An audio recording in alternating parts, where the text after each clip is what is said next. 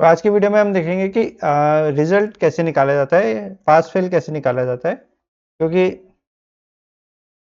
हमने मार्कशीट बनाया और उसमें रिजल्ट ही नहीं आ रहा है, तो और रिजल्ट मैनुअली निकालना पड़ रहा है, तो फिर उस मार्कशीट का कोई फ़ायदा नहीं है।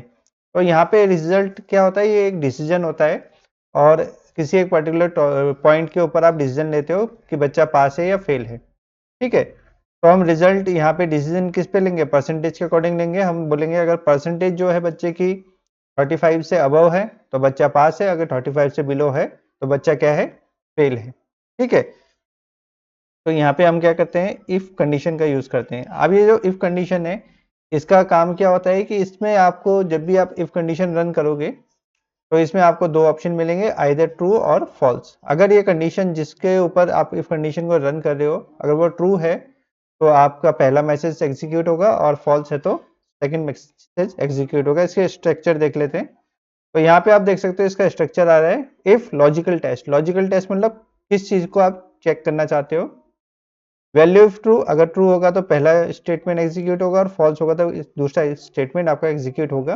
ठीक है, तो मैं बोल रहा हूँ ये जो परसेंटेज है I4, ये ग्रेटर या इक्वल टू होना चाहिए 35 के। तो ये तो मेरा लॉजिकल टेस्ट हो गया। तो एक्सेल में क्या है, आपके लॉजिक आपके फंक्शन लगाना है, इस तरीके के चीज़ों को यूज़ करना काफ़ी ज़्यादा आसान है।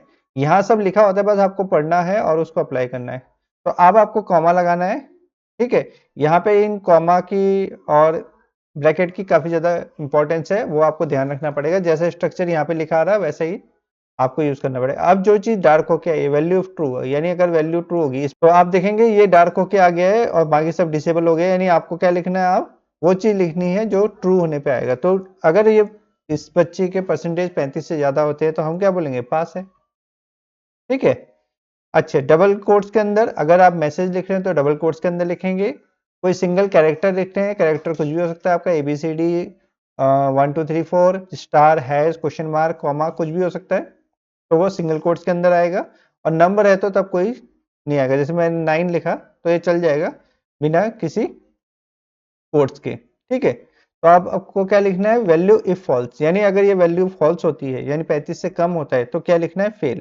तो वैल्यू अगर ट्रू है तो आप लिखेंगे पास, और अगर फॉल्स है तो आप क्या लिखेंगे, फेल लिखेंगे। ठीक है, और उसके बाद एंटर दबा देंगे तो आपका रिजल्ट सामने आ जाएगा। आपको डबल क्लिक करना है तो आपका रिजल्ट आ गया। उसके बाद मैं पूरे शीट को सिलेक्ट करता हूँ और यहाँ से ऑल वाटर कर देता हूँ, तो ये आपका मार्कशीट तैयार होके आ गया।